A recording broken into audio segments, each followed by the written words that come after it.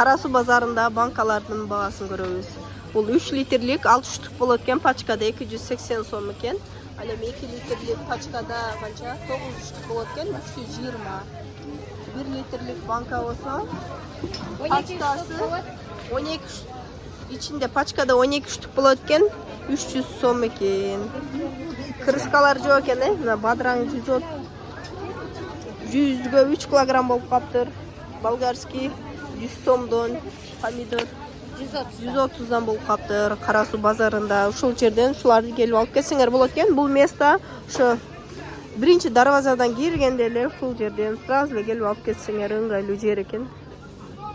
Анан бүгүнкү рубльдин баасын көргөзүп коеюн, Бакай банктарына көрүп алдыңар. Рубль, доллар, казак. Анын жанында Финка банктагы рубльдин баасын көрөбүз. Мынакей айтпай эле коеюн, өзүңөр ушул жерден көрүп алгыла баасын. Курстун бааларынчы. Мынакей лимон кымбаттап кетти десеңер. Азыр көбүнчө эле компотторго алат да лимон ошо кымбаттап кеткенби? Мисалы лимон 1 штугу канча сомдон болот? 60. Бирөө 60 эле сом болот экен, бирок килограмм 300дөн болгондо. Ал компотко алып иштетсеңер болот экен да. Черешня, вишнялар мынакей. Бу жерде черешнялар бар экен, 250-180. Өрүктөр, алмалар. Бул анжиянский мороженое 50 сомдон деп сатып го. Ар кыл түрлөрү бар экен, аралаштырып салып берет экен мындачы. Бир жеп көрдүм эле, жакшы эле экен. Нандар.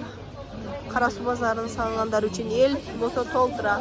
Кара Суу базарында ушундай ремонт иштери жүрүп атат. Бар жок жердечи. Жылдырып эле.